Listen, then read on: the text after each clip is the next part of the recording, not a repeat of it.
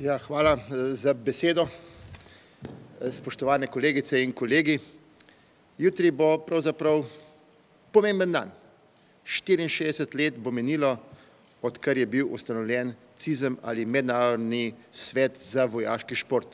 To se je zgodilo 18. februarja 1948.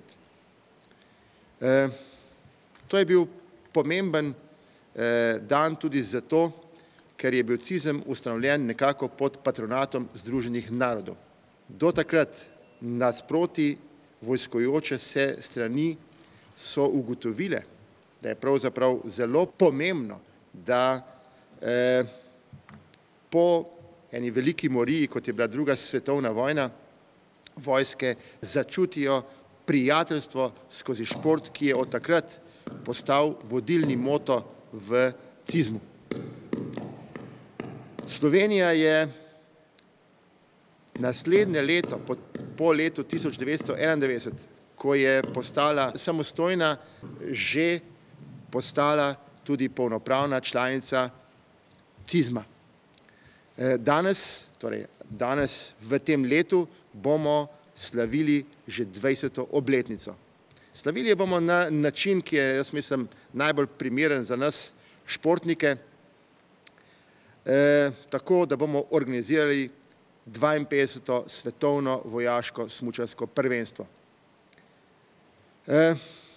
To prvenstvo bo, jaz upam, pokazalo v teh kriznih časih tudi slovenski javnosti, da slovenska vojska ve, kaj je racionalno obnašanje, ampak ve, da kljub temu moramo svojo državo, našo nacionalno vojsko, z časa na čas predstaviti tudi mednarodni javnosti.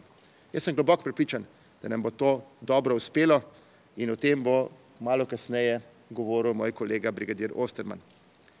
Bi pa rad poudaril še en aspekt CIZM-a, ki je včasih malo zapostavljen. Danes zjutraj sem na teku govoril o tem, da olimpijsko gibanje simbolizira 5 krogov, zloženih v 2 vrsti. Mi, CIZM, smo na neke vrste paraolimpijsko gibanje. Tudi naš simbol 5 krogov predstavlja na nek način vojaško olimpijsko gibanje, samo da je naša simbolika malo drugačna, se pravi, krogi so zloženi v čvrst obroč. Ob tem bi rad poudaril, da slovenska nacionalna delegacija v CIZM tesno sodeluje s Slovenskim olimpijskim komitejem. Žal danes med nami ni dr. Janeza Kocijančiča, ampak verjemite mi, da bo vsaj na uvodni slovesnosti in nekaj tekom našega vojaškega svetovnega smučarskega prvenstva zagotovo prisoten.